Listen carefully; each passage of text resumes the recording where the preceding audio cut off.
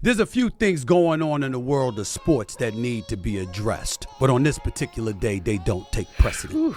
Instead, one would be Aaron Rodgers and his situation with the Pat McAfee show.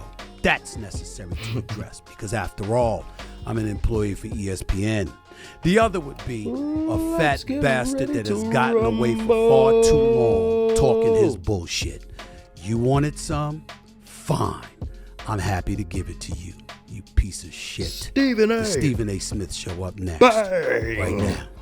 At the end of the show.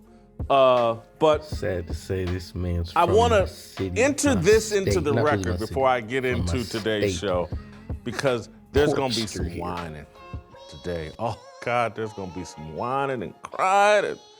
And, Randy Moss and Ryan Clark and the entire ESPN This complex dude may rubs just himself melt down in off the tears pissing today. off Stephen And we A. certainly Smith. know He looks like the that type. social No lie. media and all the race hustlers, they're going to be crying and whining. Oh, my God, Jason Whitlock is so racist. He hates black people.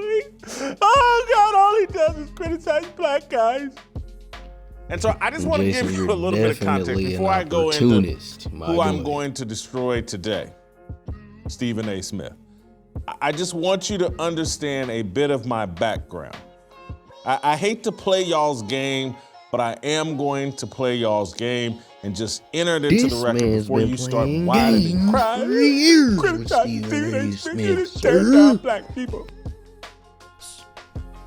Now that I read you that quote, let me give you a quote that this guy, Be a dog. Greg Howard, has a Gotta recording let him loose. of Jason Whitlock saying to his staff at that time. If you're pure more comfortable entertainment, though, working at the for end of white the day. people rather than working for me, and that sounds humorous, but it's the truth, fine. This is according to audio obtained by Deadspin back in 2015. Some black people are far more comfortable answering to a white person than a black person, no matter how black they like to pass themselves off to be. Far more comfortable because they know a white person is going to overlook their shortcomings. It's good for a Negro. Jason I'm not about said that. No. But if you're more Boy. comfortable working for a white person, I will find a white person for you to work for. We have a higher standard here. Everybody has to get on board with that, or I'm going to find a way to move them someplace else. That was Jason Whitlock. And then he went out and hired a senior writer and editor, Mike Wise, who's white. Whitlock tried This to is the man pull that's the in charge 8 of black mile. culture. He knew the smoke was coming and hell was Why gonna can I say come. that? And by the way, I'm not casting But any it's aspersions not against gonna Mike Wise. I'm save cool you with him. from I've always been cool with him. He used to Stephen work A. for the New York Smith, Times. boy. He used to cover the Knicks long before he moved on to the Washington Post. He's a credible journalist. I have nothing negative to say about him. I'm just saying, black website, but you bring in your white friend.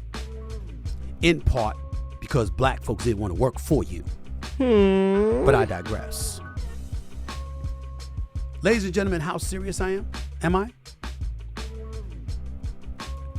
I have a contract that I negotiated with ESPN and I signed in 2015. I don't know of anyone who has this in their contracts.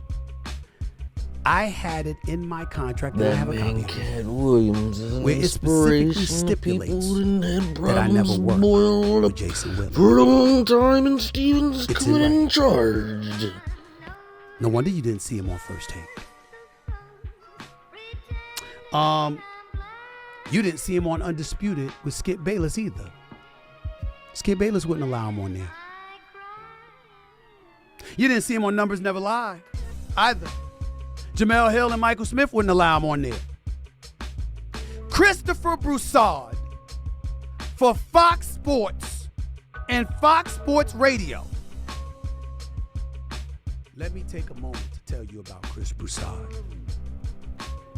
If Chris Broussard were not in this industry, do you know where he'd probably be?